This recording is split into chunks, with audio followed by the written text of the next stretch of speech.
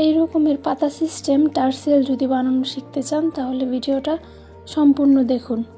প্রথমে আমি একটা টুকরা কাপড় নিয়ে নিয়েছি। টুকরা কাপড় উপরে মেজারমেন্ট টেপটা রেখে আমি সুন্দর করে লম্বা একটা দাগ দিয়ে নিচ্ছি সমানের জন্য। তারপরে আড়াআড়িতে 4.5 ইঞ্চি মাপ নিয়ে নিয়েছি। তারপর লম্বাতেও 4.5 ইঞ্চি মাপ নিয়ে নিয়েছি।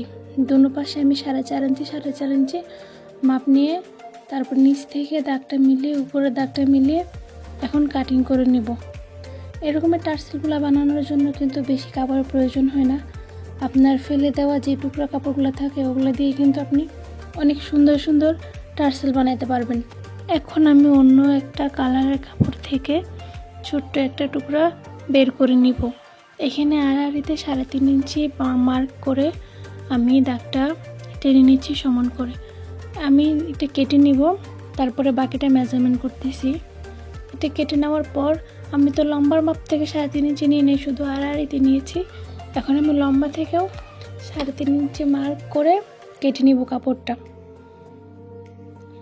এর চেয়েও কিন্তু অনেক সুন্দর সুন্দর টার্সেল বানানো যায়, তবে আমার চ্যানেলে আরও ভিডিও আসবে টার্সেল বানানোর, ওগুলোও দেখবেন কষ্ট করে। আর আমি এর আগেও 2টা টার্সেল বানানোর ভিডিও আপলোড দিয়েছি। যদি ইচ্ছা করে আপনাদের, যদি আমার এই ভিডিওটা দেখে ভালো লাগে তাহলে ওই ভিডিওগুলো দেখতে পারেন। এখানে কিন্তু আমি ফিতাটা কেটে নিচ্ছি 2 ইঞ্চি চওড়া দিয়ে। আমার যতটুকু লম্বা প্রয়োজন আমি ততটুকু লম্বাতে ফিতাটা কেটে নিয়েছি। এখন আমি যে ভাঁজটা দেখাবো এই ভাঁজটা দেখুন ভালো করে। প্রথমে একটা কোণা থেকে আরেকটা কোণা ভাঁজ দিয়ে তারপরে আঙ্গুলের মাধ্যমে চাপ দিয়ে আরেকটা কোণা করে নিয়েছি। ত্রিভুজ আকারে কোণাটা হবে। এখন আপনারা এখানে চাইলে এই মুখ থেকে একটা চাপ সেলাই দিতে পারেন মেশিনে, কিন্তু আমি চাপ সেলাই দিব না, আমি সরাসরি সুইয়ের মাধ্যমে এটাকে পাতা শেপ করে নিব।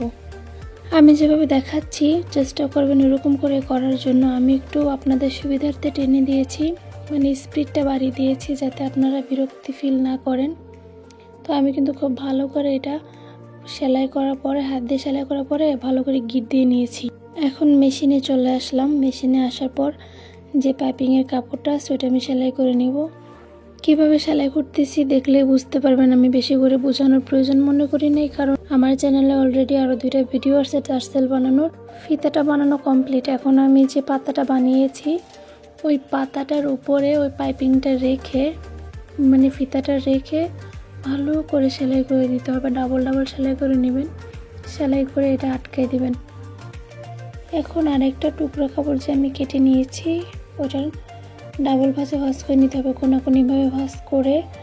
যেটা খোলা অংশ, ওই খোলা অংশটা পাতার দিকে দিয়ে 1/2 ইঞ্চি দূরত্বে ভালো করে সেলাই করে এখানে ভাঁজ করে দিবেন। ভাঁজটা কিন্তু কোনা যাতে ওঠে, কোনা উঠলে না দেখতে সুন্দর লাগে, কোনাটা না উঠলে দেখতে অতটা বেশি সুন্দর লাগবে না।